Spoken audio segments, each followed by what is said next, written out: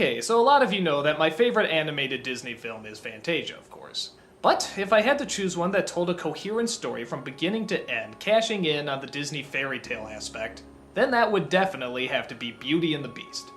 Why? Because everything is done perfect. The main character is perfect, the villain is perfect, the romance is perfect, the songs are perfect. Even the design of the castle, look at that thing! It's like something out of The Haunting, it's just friggin' incredible. But let's start at the beginning. We get a cleverly narrated backstory through stained glass windows, telling us the tale about how the prince, who had little to no love in his heart, gets turned into a beast by a sorcerer after treating her so cruel. He was given a magic rose that is slowly withering away.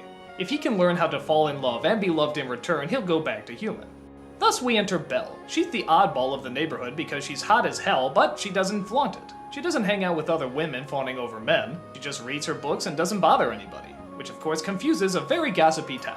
That is, except for Gaston. In any other movie, he'd probably be the hero. But here, he's the good-looking villain who has much more muscle than brains. He thinks that because he's the best-looking man in town and Belle's the best-looking woman in town, naturally they should get married. Isn't that great logic? But when Belle turns him down, he swears to get his bride. While that's going on, Belle's father leaves town and comes across an enchanted castle where the Beast lives. But the Beast says he's trespassing and throws him in the dungeon, where Belle finds him later. She exchanges her life for his, and he lets him go. Though the Beast sees this as an opportunity to finally fall in love, he's not very social. In fact, he's downright, well, beastly. I thought I told you to come down to dinner! I'm not hungry. I'll break down the door! But through the help of some very well chosen and very well paced events, the two actually do start to fall in love with each other. They both slowly start to let down their defenses and start to see the good in one another. Which of course leads to romance, sadness, action, bloodshed, magic, all that good stuff. People fell in love with this movie. In fact, at the time, it was the only animated film to be nominated for Best Picture. That was unheard of. So why did it hit a chord with so many people? Well, first of all, it goes back to the Disney roots, but follows all the way through. It's a fairy tale, and it knows that, and it totally engulfs itself in it. But as fairy tales go, there's a few twists. This time the couple actually has to take their time to fall in love with each other. They don't just meet and suddenly they're meant for one another. And the movie is actually very clever at never saying how long they're together. It could be weeks, it could be months. So that way you're allowed to draw your own conclusions. The villain is a much more realistic villain. He doesn't start off just evil and bad, he's actually the town hero. But as he fails to get his way for longer and longer, he turns to more desperate measures, which leads to one of the more obvious but still pretty poignant lines. He's no monster, Gaston. You are. And then you got Belle. Belle is one of the best animated characters ever. She looks good, but she doesn't show off. She's kind, though she has her limits. People mock her, though she could really care less. And she's just off doing her own thing, not giving a shit what anybody says.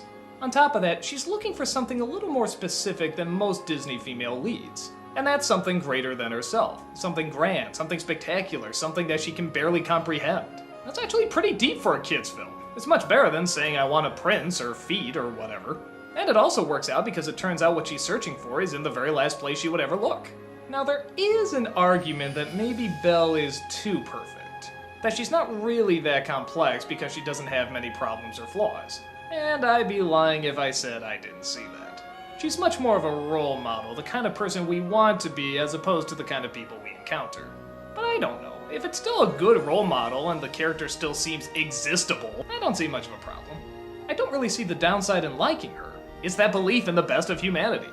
So for me, I really enjoy her. She's kind, smart, and just does her own thing. I should also talk about the Beast too. I love the way this thing is designed. Whenever I heard the story of Beauty and the Beast before this movie came out, this is pretty much what I imagined the Beast looked like. Very big, very werewolf-like, so I thought he was awesome. I guess if I had to pick one problem with the movie, it would be the design of the human version of the Beast. The animators say that no matter what they put there, the people wouldn't have been happy because, well, they fell in love with the Beast and not this guy.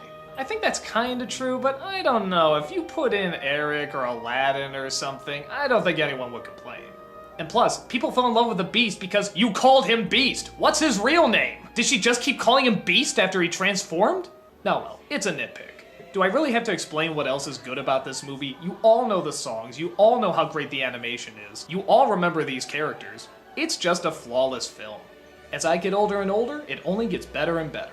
It's the pure Disney fairy tale done to the absolute best. I'd say go see it, but let's face it, you already have.